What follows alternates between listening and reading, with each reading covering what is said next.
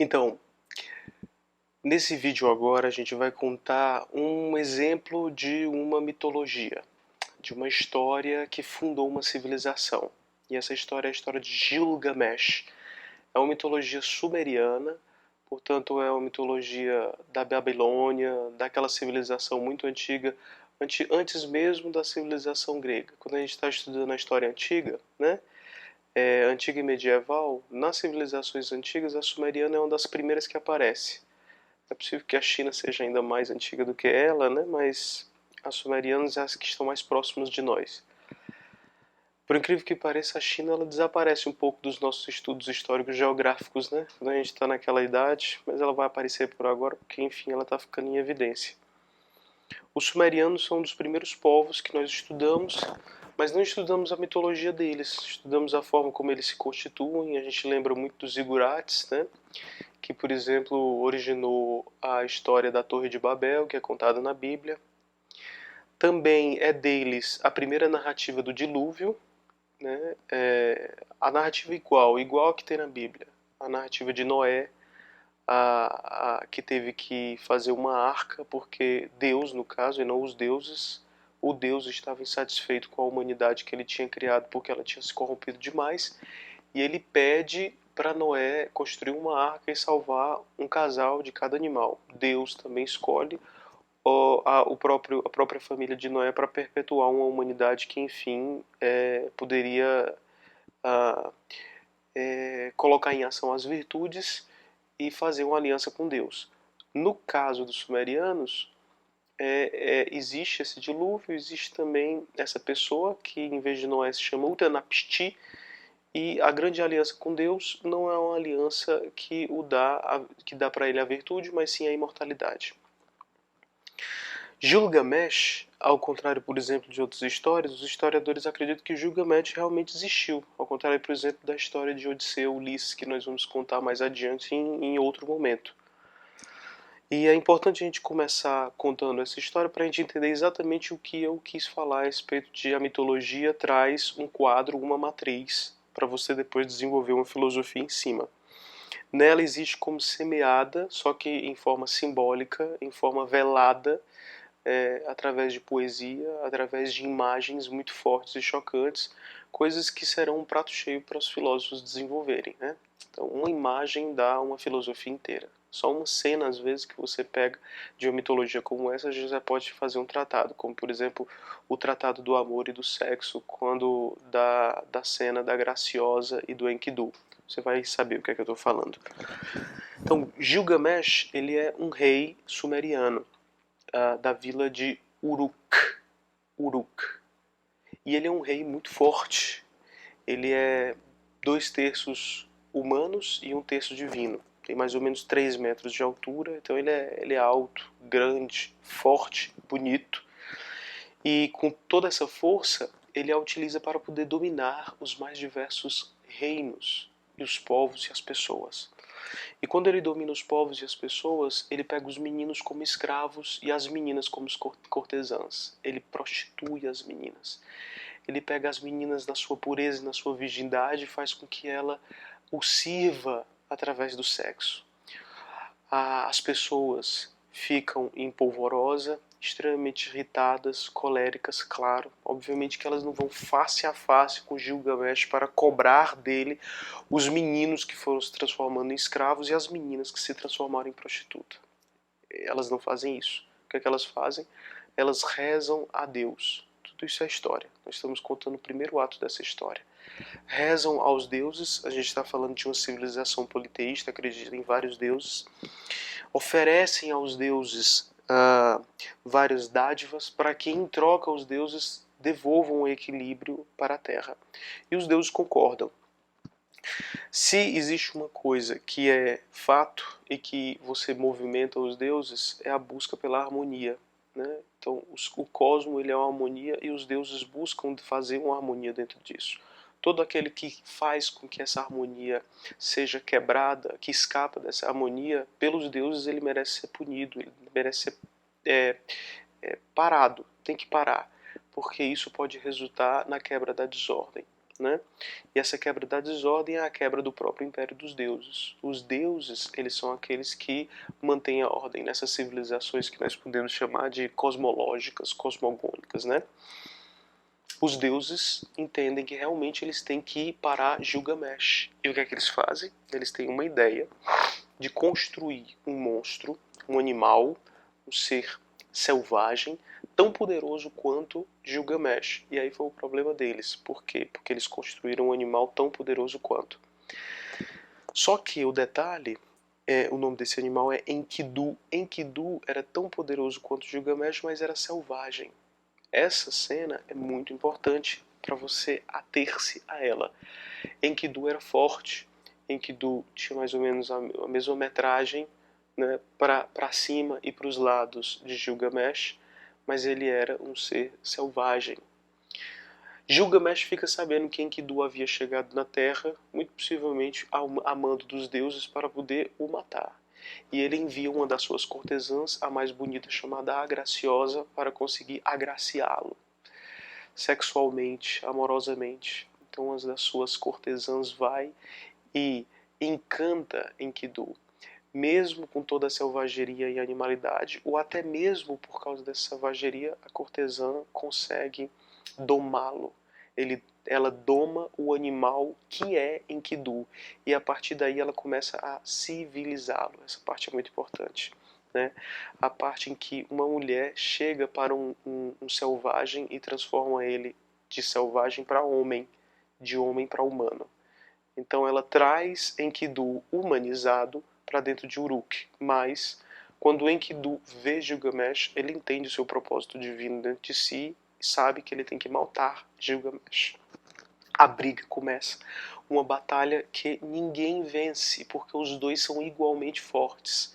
Um não consegue vencer o outro, e em vez de vencer, eles se tornam amigos, grandes amigos, profundos amigos. E aí você pensa aí na melhor amizade que você pode ter na sua cabeça, né? Naruto e Sasuke, ou sei lá o que, as grandes amizades que você pode imaginar que existe na cabeça de alguém. Dessas grandes amizades que existem nas grandes literaturas, você tem o primeiro grande exemplo ali, entre Gilgamesh e Enkidu.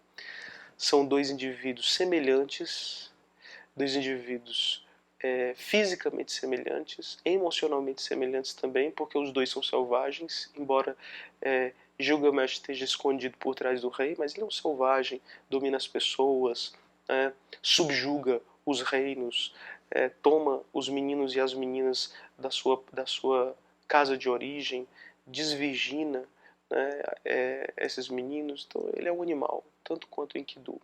E os dois se juntam. E a partir daí, nessa união deles, não é só mais Gilgamesh que vai atrás da glória, mas Enkidu também. Agora, como seu braço direito, como seu grande soldado ou capataz, Enkidu está ao lado de Gilgamesh. Os deuses deram um tiro pela culatra.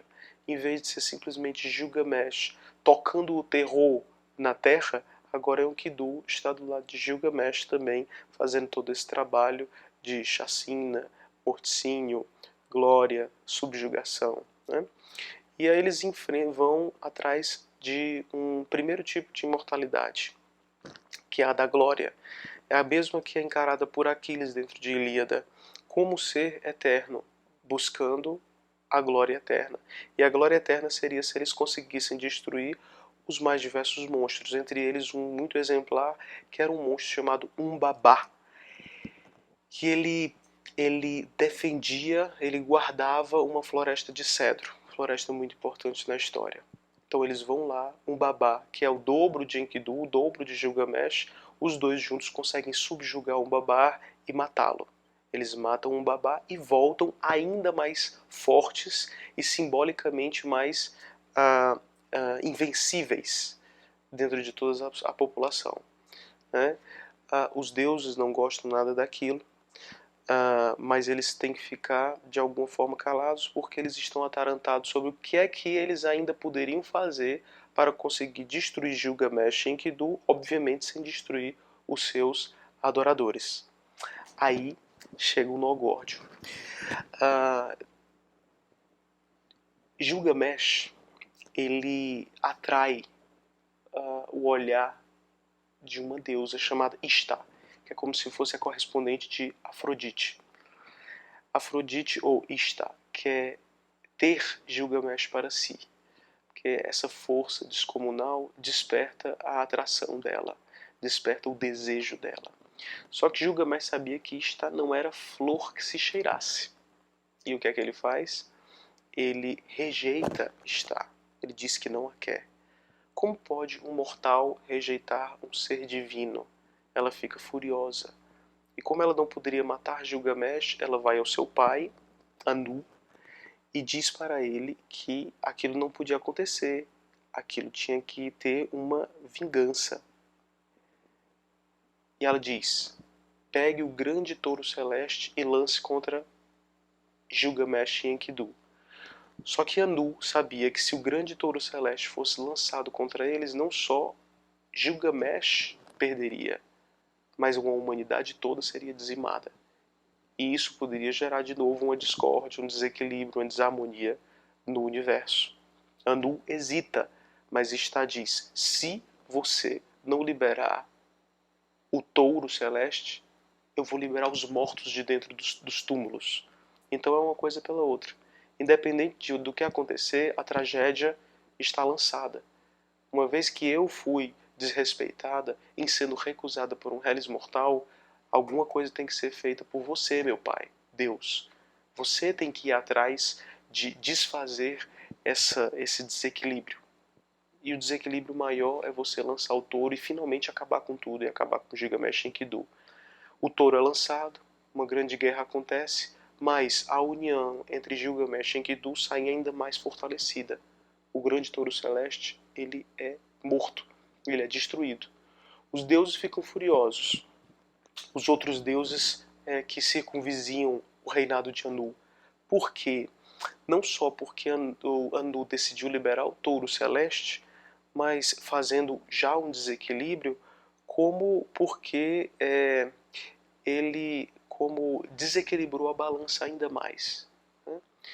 Os deuses se reúnem, fazem um conluio, fazem um consenso, né? Discutem e decidem.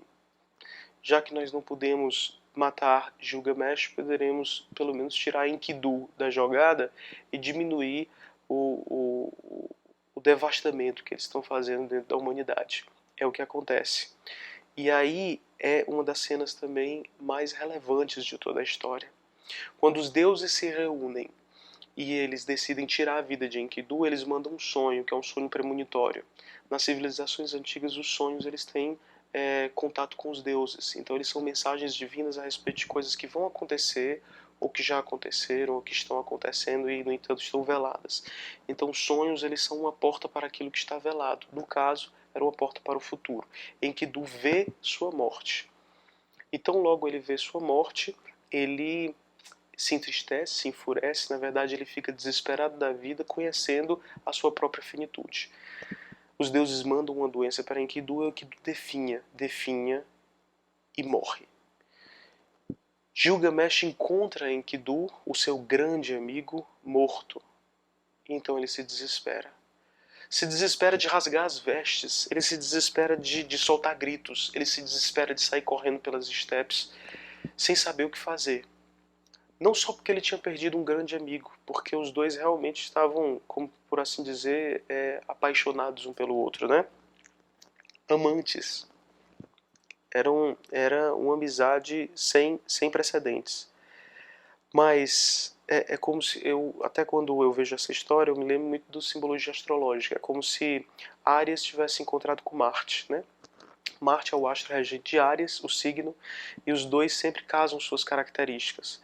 É como se Marte tivesse se encontrado com Áries. E até casa muito a analogia, porque Marte ele é um deus humano, né, ou que tem uma imagem antropomórfica, e Áries é um selvagem, né, é um bode. Né, então, é a selvageria se encontrando com o deus da guerra, mas de qualquer forma os dois são belicosos.